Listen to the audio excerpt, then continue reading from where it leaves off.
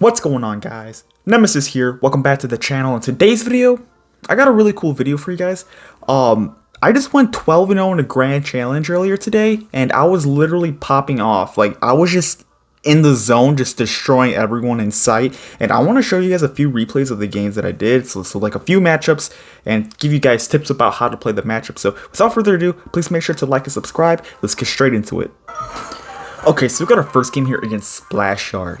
He's going to be playing, with the Skeleton King version, and this version is extremely annoying, but I got poisoned, so, yeah, let's just break it down exactly why I do the plays I do. So we just go for Ice Wizard in the back here, so I think I just go for a P.E.K.K.A because I had no other good cards in cycle, and when I see an Ice Wizard, I typically think it's a graveyard deck, right?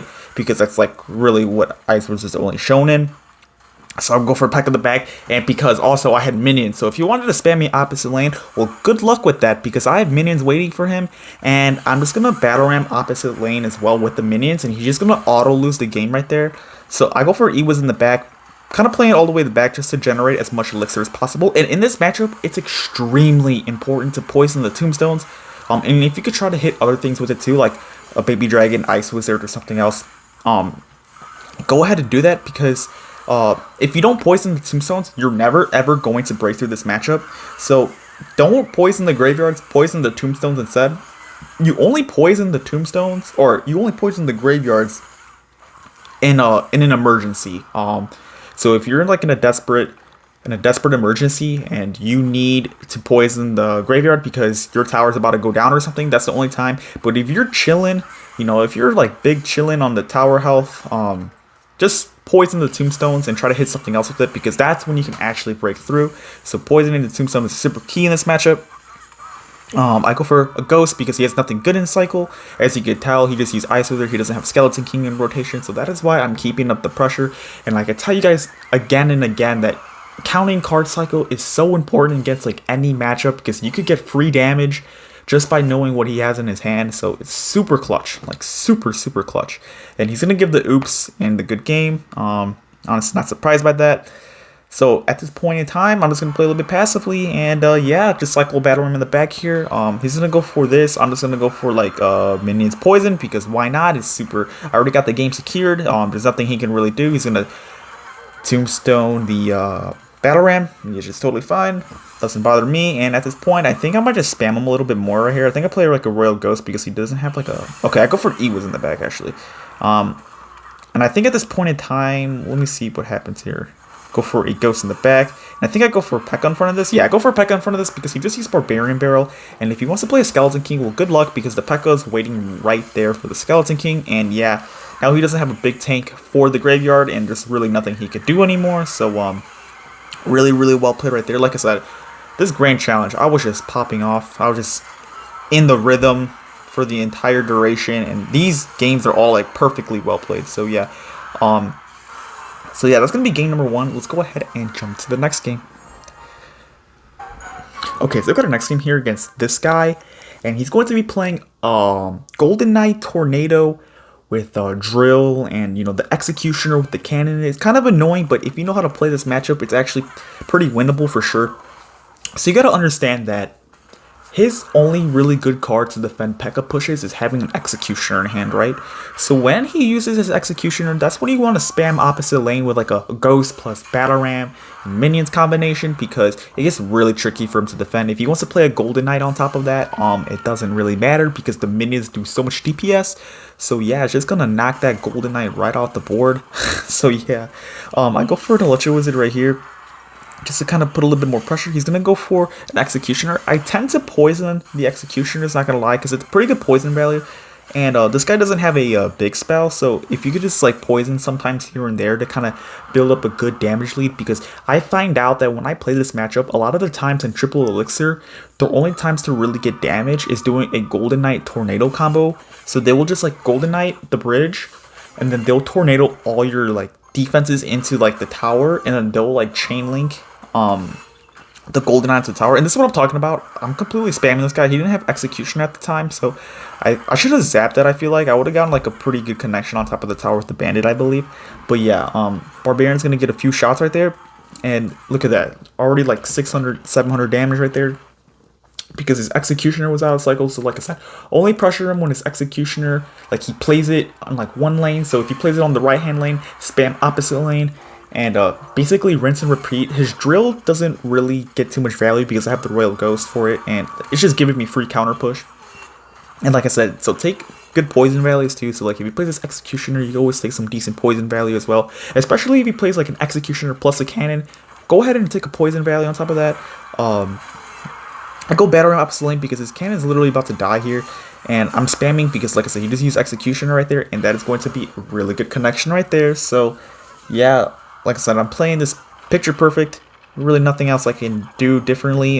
This is how the matchup should be played. I'm going to go for a Royal Ghost right here.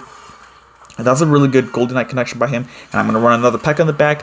Why? Because he just uses Goblin Drill. So he can't punish me right here. He has no other pressure cards in cycle. So I'm safe to use this P.E.K.K.A in the back. He's going to go for a log. Let's see here. I go for a battle ram, I think opposite lane maybe. Yeah, go for battle ram opposite lane. Just doing a little bit of dueling pressure right here. Go for a really nice zap on the skeletons. I believe I go for minions on this Golden Knight just to DPS it down before it gets any counter push. And I think right here, I spam opposite lane because he just used Golden Knight. He has no executioner in cycle. He has a very awkward hand now because of that. And yeah, that's going to basically be GG's right here. Like, GG's well played. Let's go ahead and jump to the next game. Okay, so I got our next game here against Destructive, and he's going to be playing this Royal Hogs Queen Earthquake deck with Delivery. I'm sure you guys know this deck. It's super notorious, obviously, like with the skeletons, but this guy has Goblin Gang. So yeah, it's a pretty popular deck, especially because Goblin Gang got the buff. So I'm gonna tell you guys how to beat this matchup. You know, it's definitely very tricky. This guy definitely has a good matchup here because of the Queen Delivery.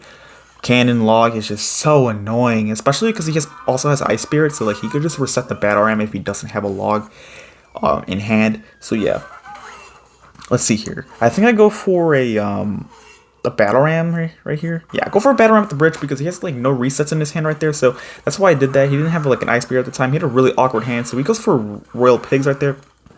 I think I go for an Electro Wizard right here, and I think I immediately follow up with like a Bandit at the bridge because he doesn't have a Delivery in cycle, and I have a Zap for his Goblin Gang, but he defenses pretty well, so he goes for like an Ice Spirit plus a log and then a Goblin Gang. I take a Zap because I need to fix my cycle, and I'm going to get a couple shots with that Electro Wizard. So that is my thought process on that right there. And let's see what he wants to do in this scenario. I think I might just go for like a Battle Ram, like I think at the bridge again, maybe. Let me see what he wants to do. I'm pretty sure I go for Battle Ram at the bridge right here. So he cycles a Queen in the back, and then yeah, I go for Battle Ram at the bridge because he didn't have a an Ice Spirit at the time or a log at the time. So I'm gonna get like pretty much a free connection on top of his cannon. Just take it out the board right now. He's gonna go for a really nice Ice Spirit on top of the Barbarian. And then this is really sketchy by him. I don't know why he really did this. It's kind of a bad play, to be honest. So he's going to give me really good value right here. And I find the only way to really get damage in this matchup is to wait for his delivery to be out of hand. And then you kind of want to spam him. Play minions in the middle just to kind of spread everything out. To not clump everything. Because he does cycle fast. So he's going to get to another delivery really soon. That's why I play like minions in the middle a lot like that. I go for a Zap on top of this Goblin Gang because it's good value. And look at that right there.